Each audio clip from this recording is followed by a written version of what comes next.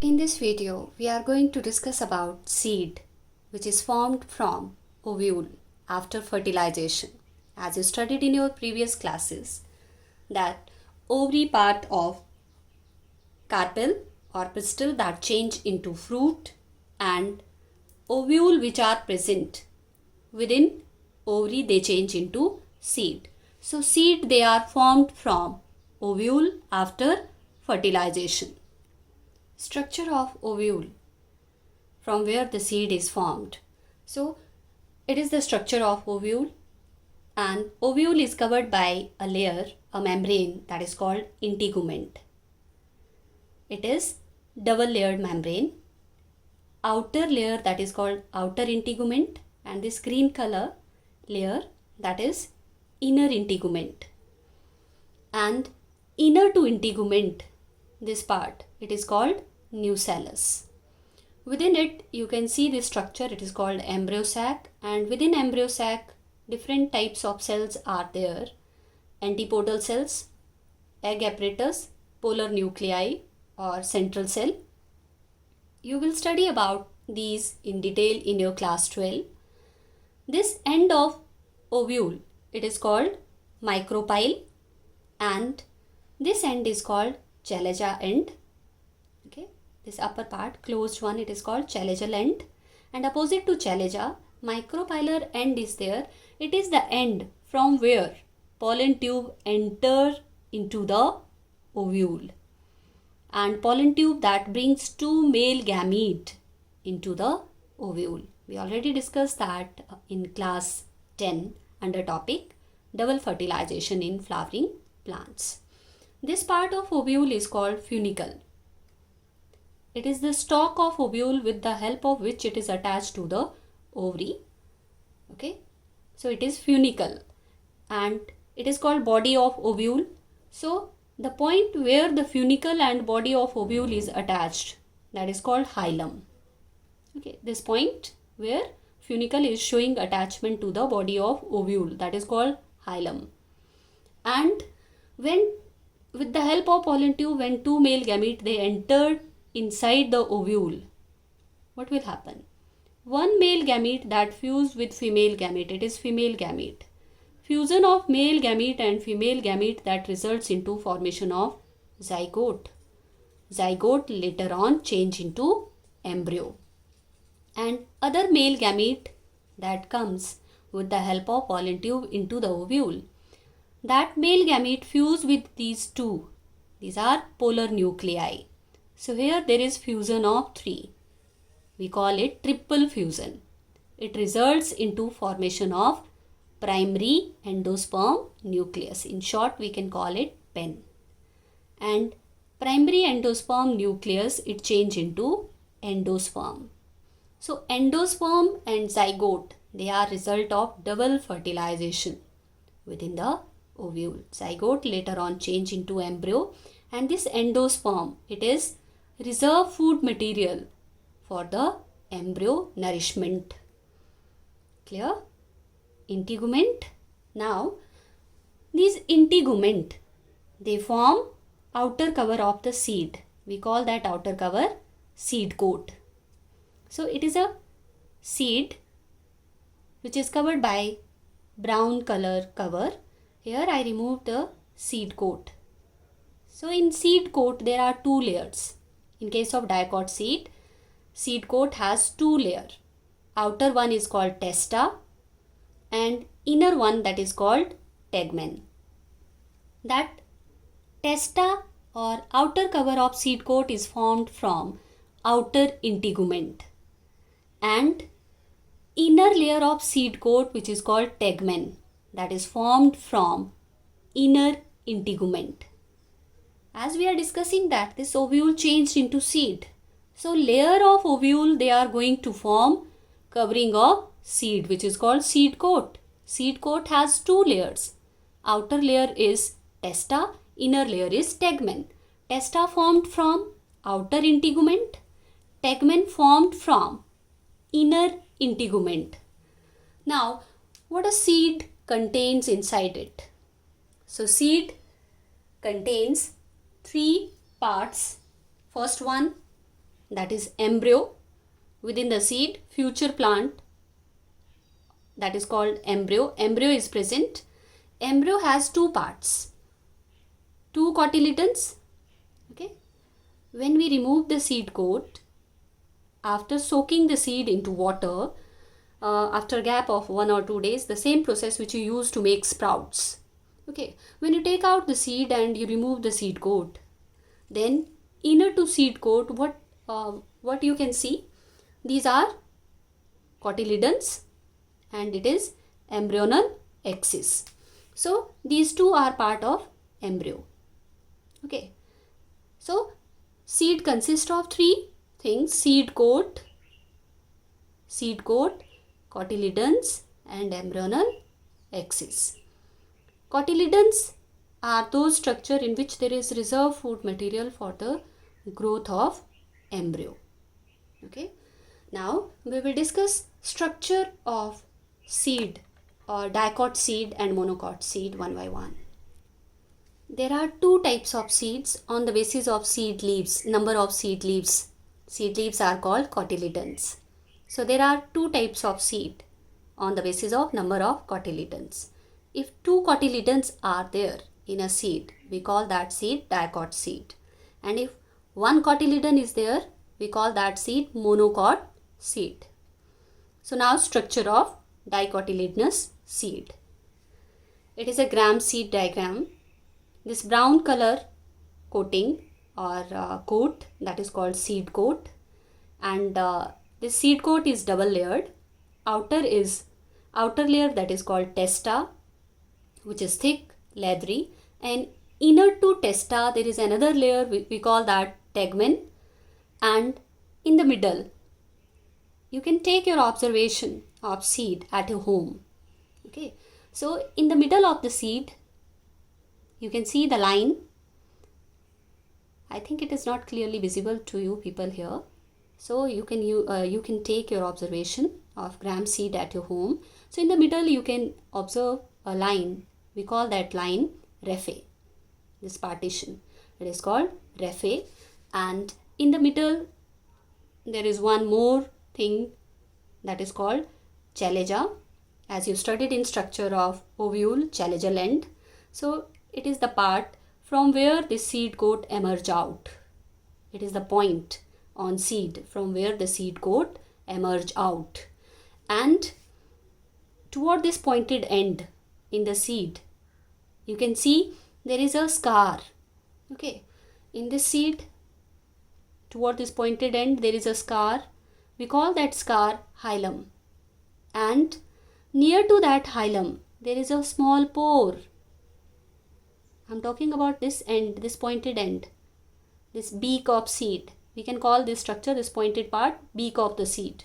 At this point you can see small pore, and that small pore is called micropyle. Okay, at terminal part of seed here, at this pointed end, there is a small pore.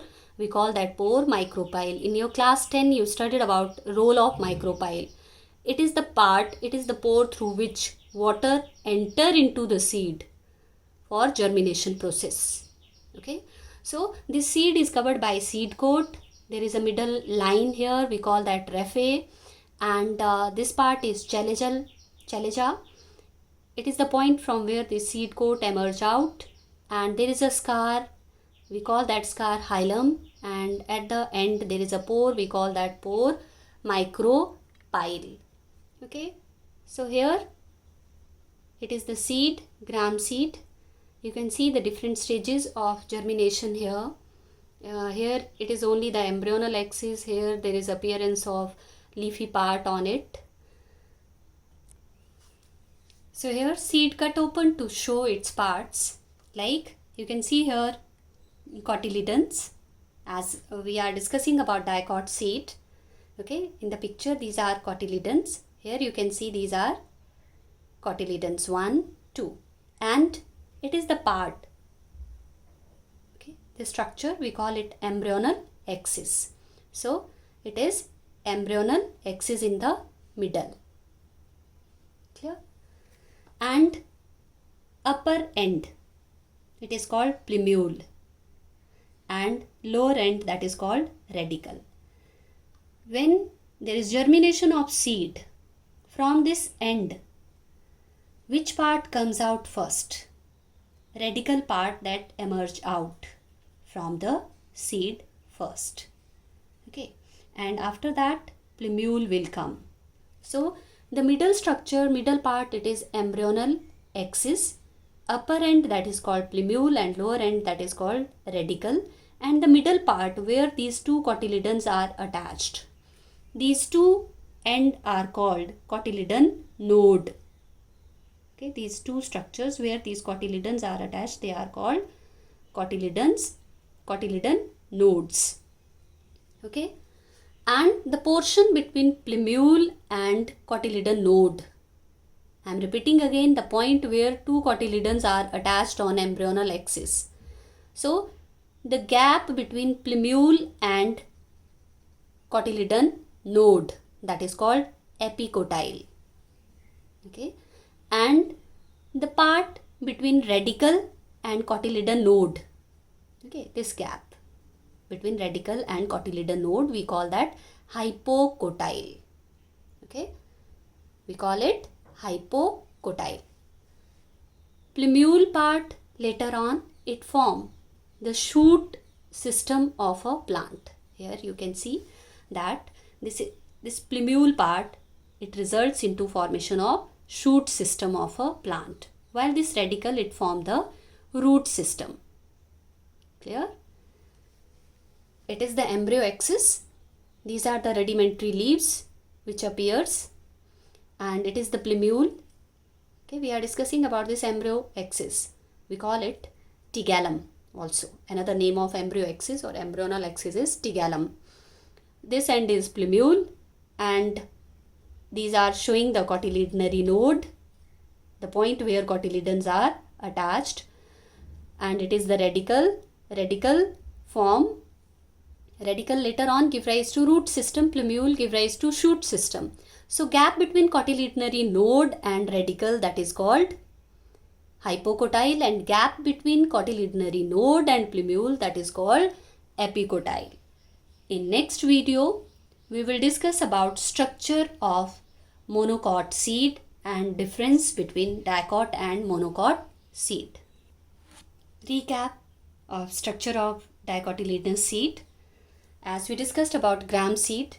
So gram seed coat is there, outermost cover, that is seed coat. Seed coat has two layer testa, tegmen, and hilum is there, that is the scar present on seed at its one end, and there is one opening, there is small pore which is called micropyle, and there is partition, there is middle line, that is called raphe, and inside the seed embryo is present, and embryo has two parts. It consists of two cotyledons which are fleshy, laden with food, and embryonal axis which has plumule and radicle. Hilum, as we already discussed, it is a scar. It's showing the attachment of ovule to the ovary or attachment of seed to the fruit.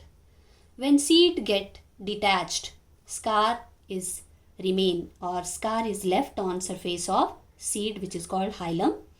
And just below hilum, we already discussed that just below hilum there is a small pore, we call that pore micropyle, and it is through micropyle water enter into the seed during germination. Raphe, what is this raphe? Sometimes that funicle part, that is the ovule stalk that continues with hilum and extend towards the body of the ovule, that is called raphe, but on seed. Okay, that raphe is the line which is present on seed coat, on which there is hilum, there is micropyle is present.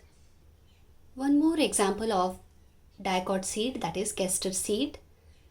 We already discussed about gram seed, which is a dicot seed, but gram seed, that was non-endospermic one. In gram seed, the food is stored in their cotyledons, stored form of food that lies in their cotyledons, while in case of castor seed, the stored form of food, that is endosperm. Their food is reserved in endosperm. Clear? And so it is endospermic seed because it has white oily food storing tissue, that is endosperm, in it. Outermost covering of castor seed, that is called testa. Okay, but inner to testa, tegmen is not there. Inner layer of seed coat, that is called perisperm. This term is very new to you people, that you studied already about testa and tegmen, but you never heard about perisperm up to your class 11. So perisperm, it is the remnant part of nucellus. It is formed from nucellus, as we studied about nucellus in structure of ovule. So in case of castor seed, outer cover is testa, inner layer, that is called perisperm, and food, stored food, that is endosperm. And endosperm, it is the source of castor oil of commerce. The castor oil which we extract from castor seed, source of that castor oil is endosperm within the seed. And this side of seed, it is the dorsal side. Okay, it is the dorsal convex surface of castor seed, and it is showing the ventral side of the seed which is flat. Okay, and this end is called proximal end, and this end is called distal end. Clearly you can see here, it is distal end, it is proximal end. And ventral side, that is flat, and dorsal side, that is convex. Okay, this structure is called caruncle. Caruncle, it is covering the micropyle completely. Here there is hilum. Clear? Okay, it is endosperm, it is testa, it is perisperm, and endosperm, that is source of castor oil. We extract out the castor oil that lies here within the seed. Its ventral side is flat, its dorsal side, that is convex, and it is the proximal end, and at the proximal end there is presence of bilobed. There are two lobes, bilobed white spongy outgrowth, that is called caruncle. And caruncle absorb moisture at the time of seed germination. The role which is played by micropyle in case of gram seed. Here what we are discussing, that this caruncle absorb moisture readily at the time of seed germination. And where hilum is present? Hilum is present on ventral side, that is covered by caruncle. And nearby caruncle is completely covering the micropyle. And middle line is showing the raphe, and raphe bifurcates, it divides into two here at this end. Clear? And these are the two cotyledons. It is the endosperm, these are the two cotyledons. And embryonal axis of this castor seed, again we can call that tigellum. Okay, tigellum, plumule is there in embryonal axis. These are the cotyledons, these are the plumule, it is the plumule, and this part is called radicle. Plumule give rise to shoot system, radicle give rise to root system. So this is all about castor seed.